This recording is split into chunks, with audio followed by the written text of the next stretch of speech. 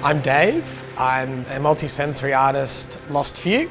So I did the sound component of the Flora exhibition and recording of Alex Wilkie Reserve. How do I make people experience Alex Wilkie outside of the reserve? How do you smell it? How do you hear it?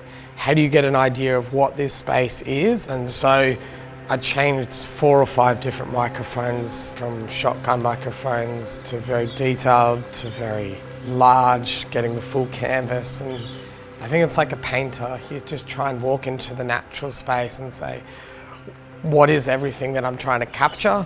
And then distilling that down and then rebuilding it up. You're recording a hidden world.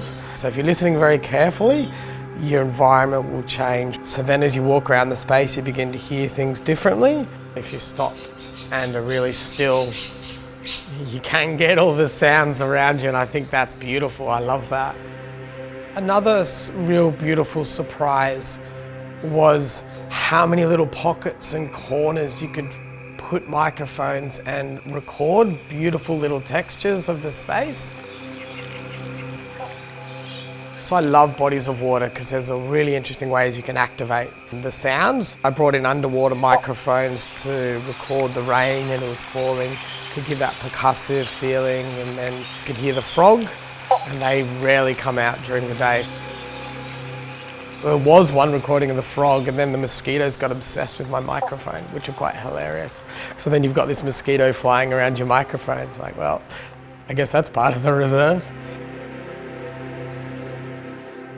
Every natural space has scent, and there's always a smell in natural environments. For me, when I was looking at the exhibition, I really wanted to bring smell and scent into it, and I was able to find some pure oil and make a custom scent for this space, because part of your experience is walking in and getting to experience that scent and that smell.